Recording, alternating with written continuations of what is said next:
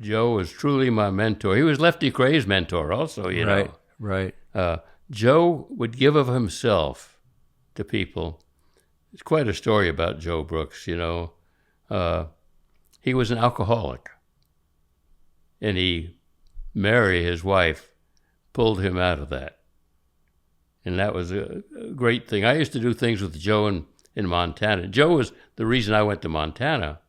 He would call me 2 or 3 times a year when he would be out there and say, Stu, you just got to come out here and trout fish with me. And I'd say, once you get here, it won't cost you anything. You stay with me and Mary. And I'd say, Joe, if I'm going to cast a fly to a fish, it won't be some piddling trout like that. And he'd say, Stu, you just don't understand.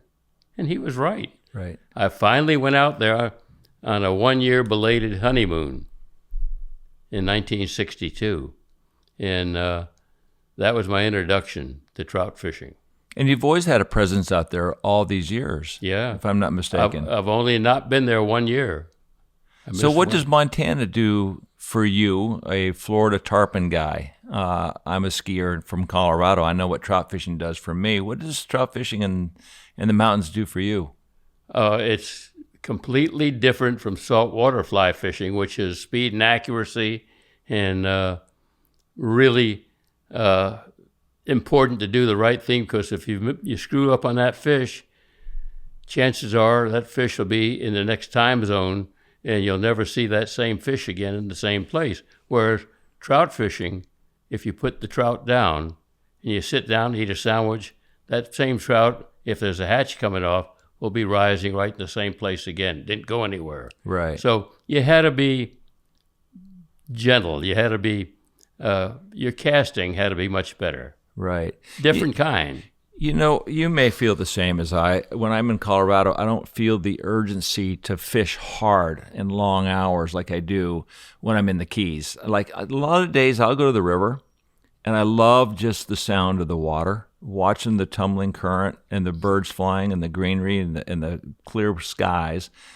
And I love to watch the river marinate. I love to watch the hatch start to build.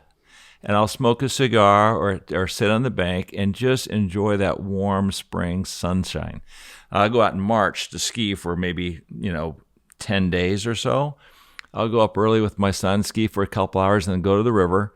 And usually you'll have a Baetis hatch of some kind coming off later in the afternoon, maybe a blue-winged olive. And I just love to sit on the bank and watch and listen. And I'm sure that you probably feel the same up in Montana. Different. It is. I don't have the urgency. Right. That's one thing. Right. But it's the ambiance right. of the whole scene of what you're doing, and you're doing it differently and nicely. And it's a learning process all over again. For sure. Believe me. That's one of the advantages and niceties of fly fishing. There's never a day out there I don't learn something. I try.